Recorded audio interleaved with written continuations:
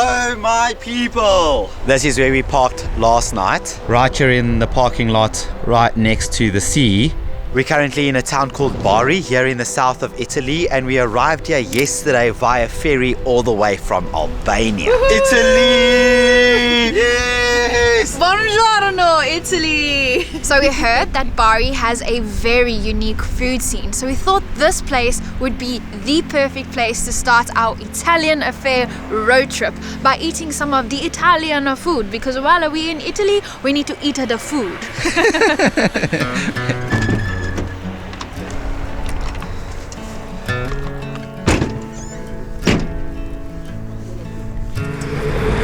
So we're heading right now to the old town in Bari, as apparently that's where all the food is.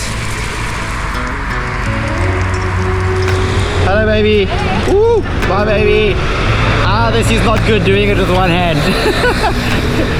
How cool is this? Bike lane! Woohoo!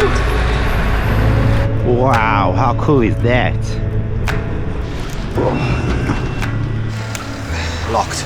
Let's just hope they're still there when we come back. So last year we got ourselves a scooter so that we can travel into the cities while we leave the van outside the cities. However, we didn't use them much because we were afraid of them being stolen.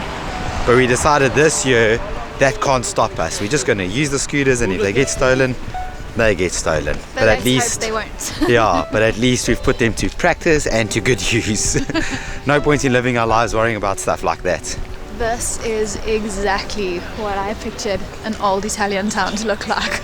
As we start walking into this town, you can see people staying here because they're busy hanging up their laundry. What I've noticed about this town is that it's not in like a grid formation. It's kind of built like with random streets going everywhere. And that was because back in the day they did that. So if invaders came into the town, they got confused and didn't know where to actually go. Kind of like us right now. So I've heard that in this town you can find ladies who make their own pasta. It's called orecchiette. I think I'm pronouncing it right. I'm not Italian, but I think that's how you pronounce it. But this pasta originates from Bari, and they kind of roll it out and make it in front of you. So my goal while we're here is to find one of those ladies and actually buy some of that for the van.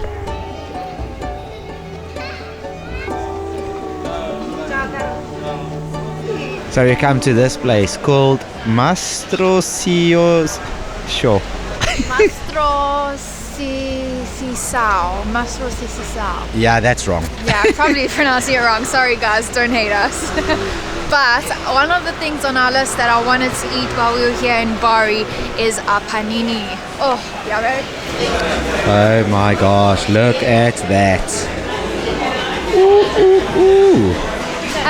Can I please get one cabochone panini? South Africa. Yeah. Oh, okay, I have to drink. Look how amazing that looks. So much yumminess. So this is called a panini, which is or a pinino because it's singular, which is a typical Bari sandwich. And this one is filled with salami or cold meat, should I say, cheese, as well as zucchini. Okay. Oh, and if I could transfer the smell to you, it smells so good. Wow. This is delicious. There's so much flavor that's in your mouth from the saltiness of like the salami or the ham, and then the cheesiness and like the vegetables is just amazing. And the bread is so crunchy and fresh. Warm. You should have ordered your own one. This is delicious. We know this place that we came to is like a fast food place, but the internet recommended it. So we thought, let's just choose a place that's safe for our first try, and then from there onwards, we'll go to wherever rocks our boat. This is a good first Italian meal.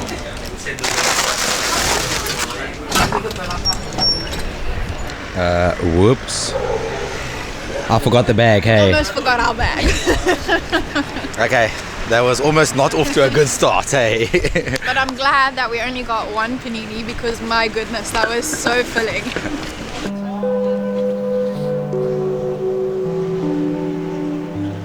One thing that's super unique about Bari is this church It's called the Basilica Saint Nicholas, and if you don't know who that is, it's Father Christmas. Apparently he was buried here. Look at the roof. It's just gold.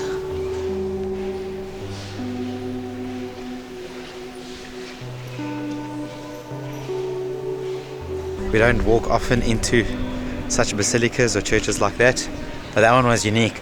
We have been walking around this place for quite a while, and every single corner is so different. Oh, look at this. I think we have reached one of the main squares of this old town.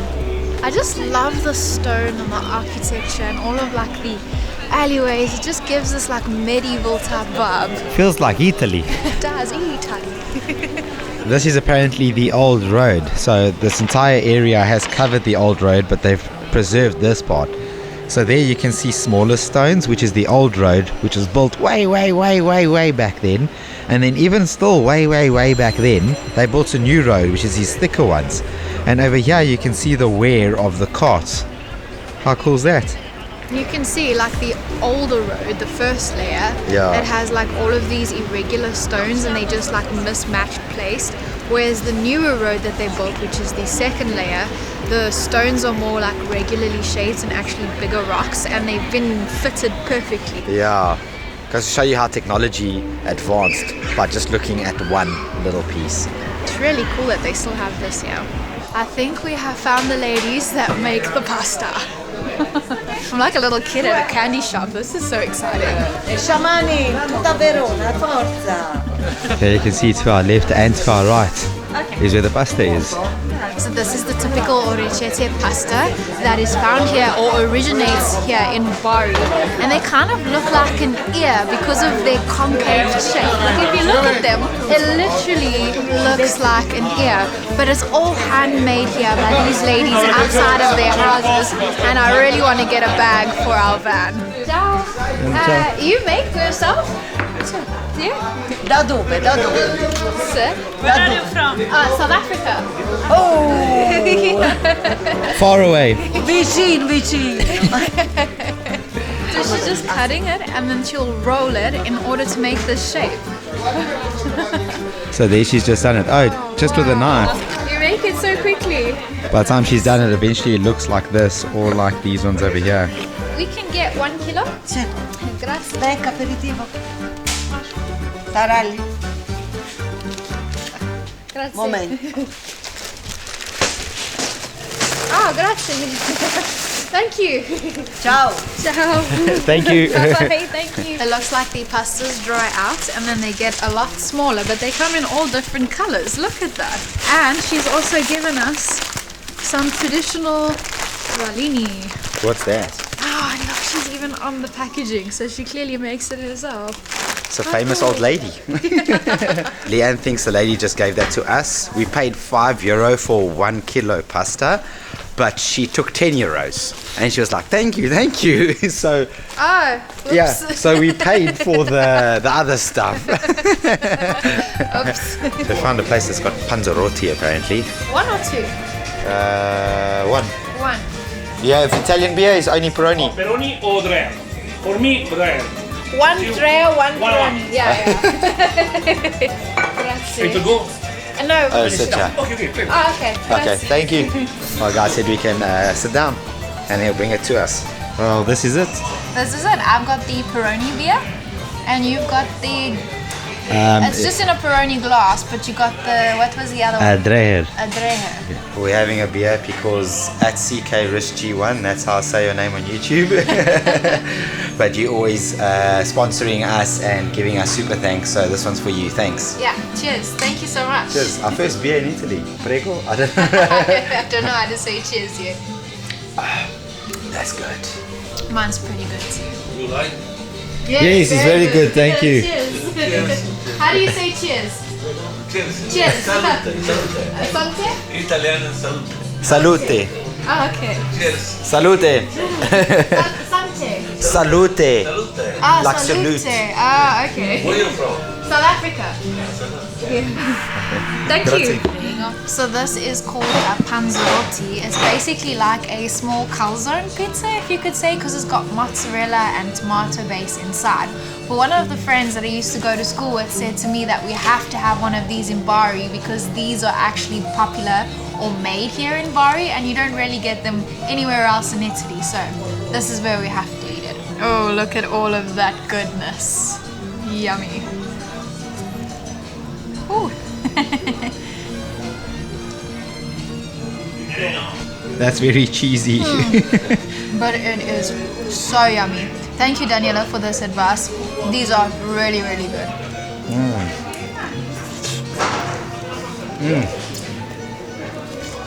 I need help. Super cheesy and super delicious. Thank you. Okay, bye-bye. Ciao.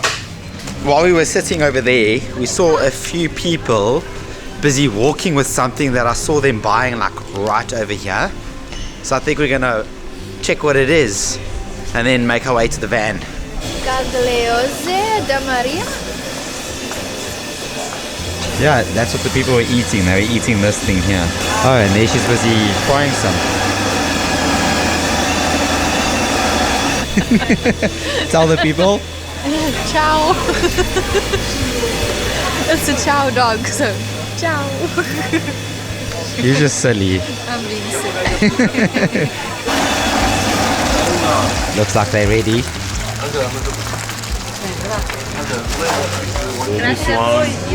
Is this one good?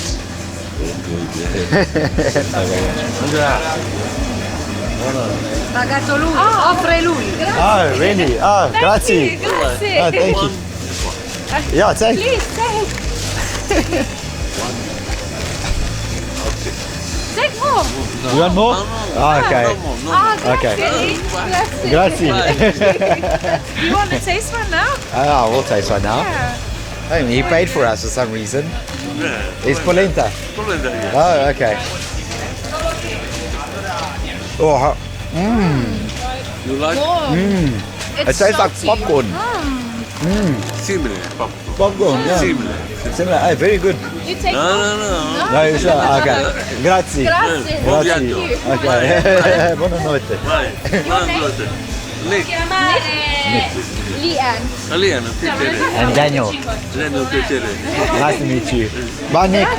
Grazie. Buonasera. Shame he was so sweet to get that for us. We met him when we were having beers. When we got this, then he just paid for us. Like, how sweet is he? Thank you so much, Nick. These are amazing. This is called a scagliose, I think, if that's how I say it. But it's basically fried polenta, which is kind of almost like a mil frito in Portugal. But this tastes like popcorn, and I love popcorn.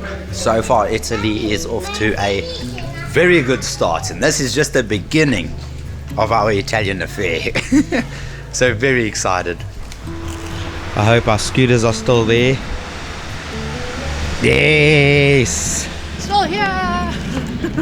Our one scooter is still on because it's on like a lock mode. There, off lock mode. Now we can steal it. And it didn't actually use any battery.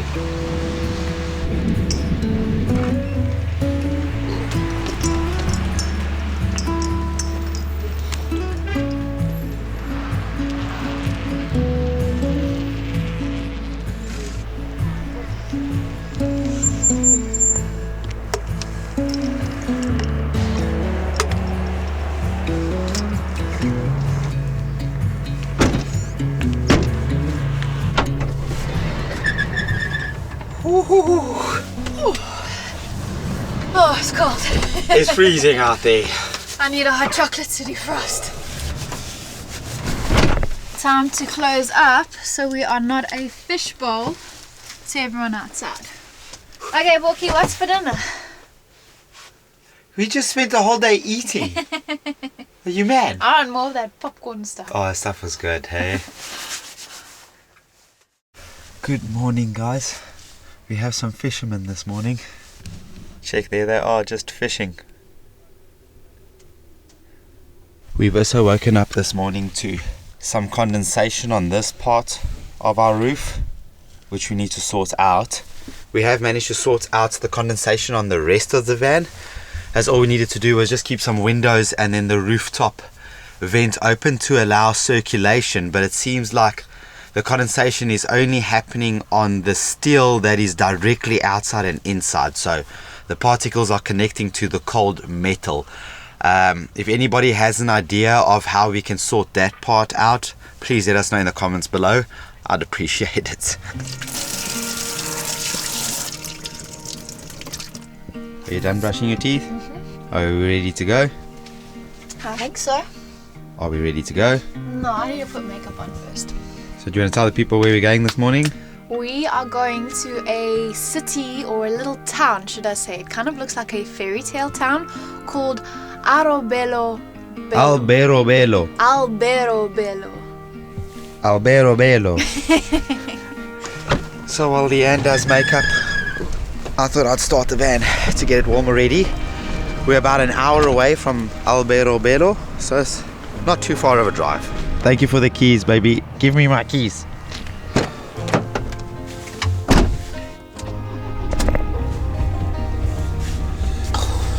Still a little bit chilly this morning. Are you ready? I'm ready. Alrighty, let's go.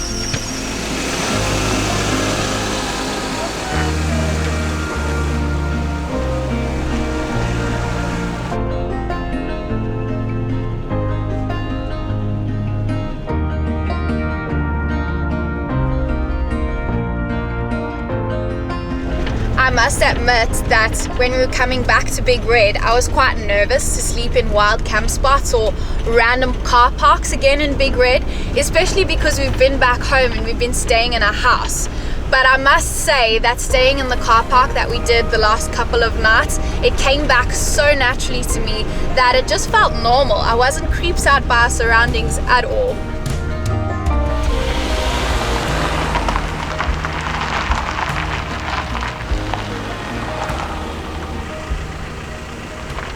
So we have just parked in this little parking lot where we're also going to be spending the night. We are here in the town of Alberobello, and we heard of this place through a friend called Steve that we met when we were on our Asia trips on the boat in Laos, and he recommended that we come and check this place out while in Italy. And as we researched it, we saw these cool little houses that have this amazing architecture, and as we did more and more research about it, the more interesting it became. So we're heading to the place where these houses are to go and check them out. There's already some of what we're going to be seeing. The style of the houses. Look at this. It feels like you're stepping into a completely different world. Like, whenever or wherever have you seen buildings like this? It looks like it was a village once upon a time. There's the entrance, and then houses are within this little complex. The whole town of Alberobello does not look like this. It's only just a section of them that look like this. You can see all the houses are painted white, and then on top they've got this stone roof with this little hat on top. We literally just entered this town on top of a hill, and every single house that we're looking at has got the exact same roof.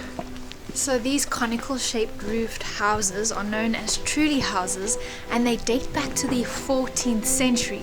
But what makes them so unique is that they were actually built without mortar.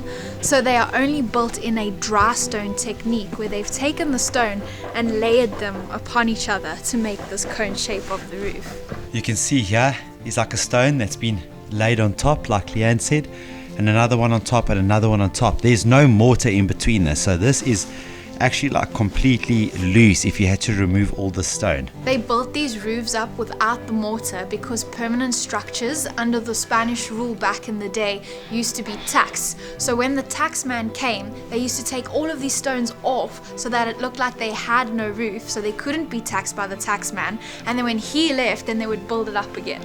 These stone roofs didn't only remove the tax for them, it also acted as a weather barrier because the stones would keep the house cold during the summer and then warm during the winter. Like, who thought of these things that it was going to do it? Like, who was the first person that thought, oh, I'm going to build my roof like this and it should protect me from the elements, it should allow the water to run off, we can remove it so we don't have to pay tax.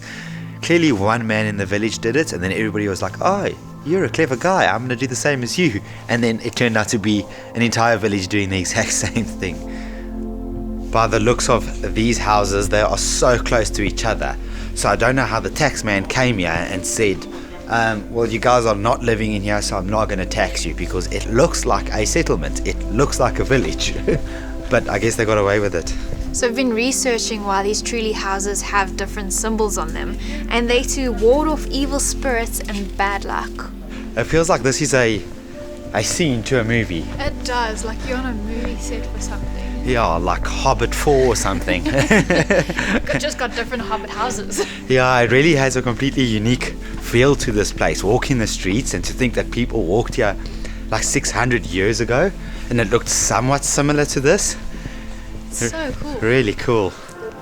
Thank you. Cheers. Cheers. It's actually quite nice to come here in the off season, because you get to experience this place almost to yourself. It's actually quite quiet, and I really enjoy that. Yeah, look, there's like nobody else there, even around us here. The only downfall is that it's slightly cold, but it's doable. But yeah, to our first experience in Italy. Cheers. There's still so much more to explore, and we're super excited. So yeah, if you guys like this video, please give it a like. Don't forget to subscribe, and also give a super thanks if you can. We've still got the rest of Italy to explore, so we'll see you guys in the next video. And leave us recommendations below of what we should do on our way to the north. Yeah. Cheers. Cheers.